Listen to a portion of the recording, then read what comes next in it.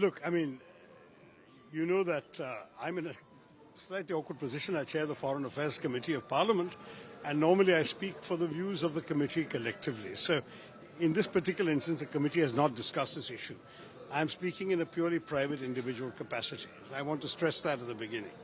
Secondly, as far as the whole situation is concerned, I've already stated my deep concern with the violations of international law that have taken place and the UN Charter, which specifically refers to sovereignty of member states, the inviolability of borders, and the inadmissibility of the use of force to settle international disputes, all of which have been violated in this particular episode.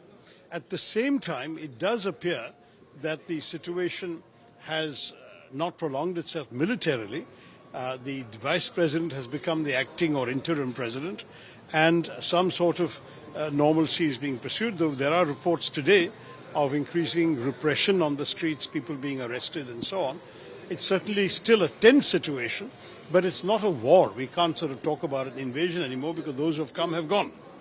Now, the other thing to be said is that there are certain motivations being ascribed and certain things being claimed which are somewhat distasteful. Now, I don't think it is appropriate for us to sit here this far away and pass judgment on matters that happened a long time ago. But I think our Indians should understand that the country's natural resources belong to the country.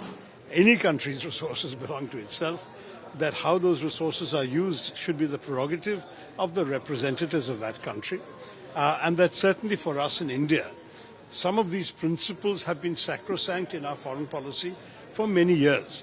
You've talked about the 5 principles of peaceful coexistence with our neighbors, the Panchsheel. We've talked about upholding the UN Charter, which we have done consistently.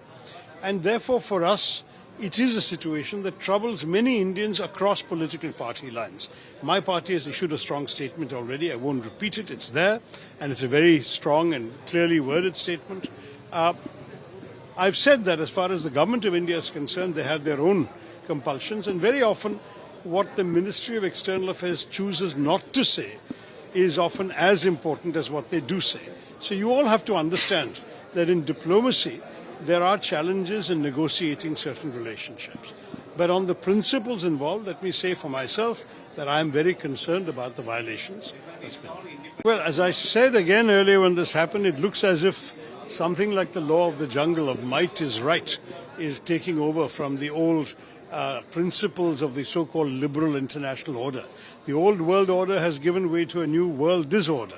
In all of this, we have a position to navigate as India, and how we navigate that position is ultimately of most importance to all of us.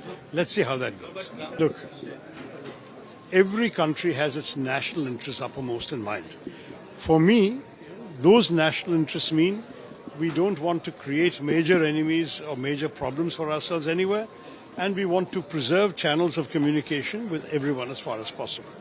In my writings, I've advocated in support of this multi-aligned approach, where we have good relations with Russia, decent relations with China, good relations with America, opening up to Europe, trying to develop new avenues in Africa, trying to improve situation with Australia and New Zealand, etc., etc. We have the Japanese, Southeast Asian, South Korean and Southeast Asian countries. All of these things are part of a policy of maximizing our options. In life, in politics, in diplomacy, very often the more options you have, the more you are protected from the vagaries and vicissitudes of any one country doing anything to you.